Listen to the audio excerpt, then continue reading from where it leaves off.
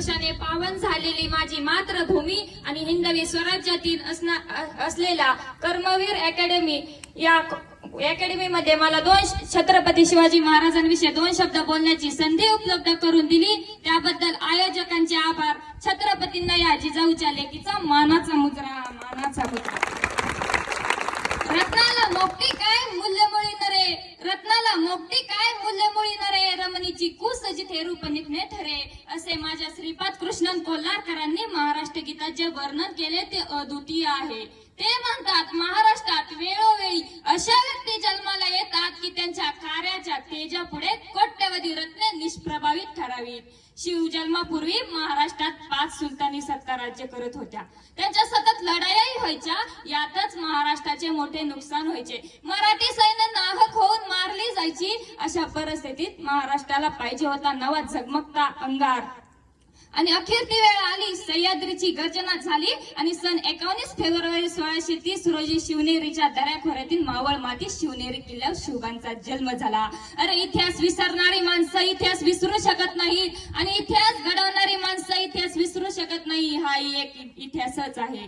निरक्षर मराठ्यांचा इतिहास सुवर्णाक्षरांनी लिहून ठेवावा इतका तेजस्वी आणि ओजस्वी इतिहास याच मातीमध्ये छत्रपती शिवाजी महाराजांचा आणि शंभूराजांचा घडला. भवानी मातेचं लेकरू मराठ्यांचा राजा होता. झुकला नाही कोणापुढे, मुघलांचा बाप होता. जर कुणी झुकत असेल तर त्याला सत्याची वाट दाखवा आणि कुणी नडत असेल त्याला माणुसकीची जात दाखवा. जर कुणी नडत असेल त्याला माणुसकीची जात दाखवा. पण शिवजन्मापूर्वी महाराष्ट्रात काय परिस्थिती होती? मंदिर लुटली जात होती. आया बहिणींची इज्जत सुरक्षित नव्हती. लुटला जाई म्हणून पोटची पोरं सोडा, पण धान्याच्या बियांना आणि गवताच्या पात्यांना उगवायची भीती वाटायची. म्हणून गावातील जनता म्हणायला लागली, अरे किसी के पेट में से बाप पैदा होता था तो किसी के पेट में से सांप पैदा होता था, मगर जिजा सिम्मा थी यारो जिसके पेट में से बापों का बाप शिवबाप तैयार हुआ था. उन्होंने नजदीकी हमारी बीमार लिख दिया, उन्होंने नजदीकी हमारी बीमार लिख दिया. अरे हमने रोग पूछा उनसे, अरे हमने रोग पूछा उनसे तो भगवे से प्यार लिख दिया. अरे हमने रोग पूछा उनसे तो भगवे से प्यार लिख दिया. कर्जदार रहेंगे हम इस वैद्य के, कर्जदार रहेंगे हम इस वैद्य के जिसके दवाओं में छत्रपति शिवाजी महाराज का नाम लिख दिया. छत्रपति शिवाजी महाराज का नाम लिख दिया. नाचू कीर्तनाच्या रंगी ज्ञानदीप लावू जगवी असे म्हणणारे संत नामदेव महाराज आज आम्हाला पाहायला मिळत नाहीत. पण आवाज वाढव डीजे तुला आईची शपत्र असे म्हणणारे पोरं गल्ली गल्लीत पाहायला मिळतात.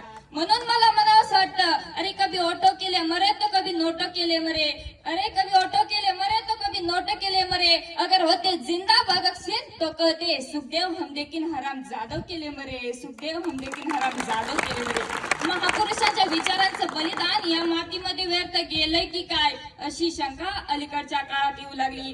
कारण आजच्या तरुण पोरांना कुणाला शितलीचं लागेल झालं तर कुणाला आजाचं लागेल झालं, पण प्रामाणिकपणानं सांगावंसं वाटतं माझ्या समोर बसलेल्या मुलांना छत्रपती शिवाजी महाराजांच्या विचारांचं लागेल झालं, छत्रपती शिवाजी महाराजांच्या विचारांचं लागेल झालं.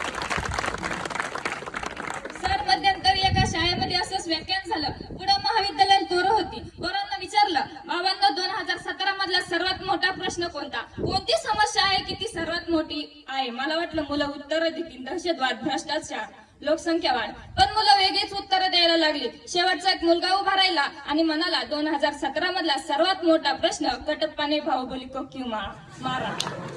मुळात लाज आमच्या संस्कारामध्ये भेसळ घालती की काय अशी शंका अलीकडच्या काळात येऊ लागली. सर आम्हाला काटकोन शिकवला, षटकोन शिकवला, पण शिवबांचा दृष्टिकोन शिकवला काही सर्वात मोठी गोष्ट आहे. आज वाटतं भल्या पहाटे उठावं आणि या रायगडाच्या पायऱ्या चढव्या आणि या अंतकरणातून या काळजातून माझ्या राजाला साथ घालावी, हाक मारावी, म्हणावं, विचारावं, राज कशी सांभाळली ही प्रजा आणि जिजाऊ माँसाहेबांची आण.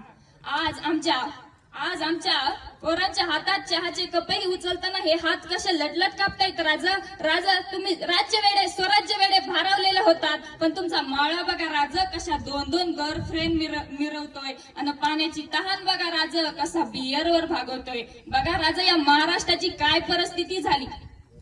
33 कोटी देवांची कोट्यवधी मंदिर असतील, पण माझ्या राजाचं एकही मंदिर नाही, पण कोट्यवधी माणसं माझ्या राजाची पूजा करतात, ते छत्रपती शिवाजी महाराज. सर, मला राहून राहून वाटतं या देशामध्ये 2G सेक्टम घोटाळा झाला, सारा घोटाळा झाला. हे सगळे जर घोटाळे पाहिले ना, मला असं वाटतं महाराजांनी किल्ले नशीब डोंगरावर बांधले, ते जर जमिनीवर बांधले असते ना, तर त्याचे सातबारे आपल्याच नावा निघाले असते, त्याचे सातबारे आपल्याच नावा निघाले असते.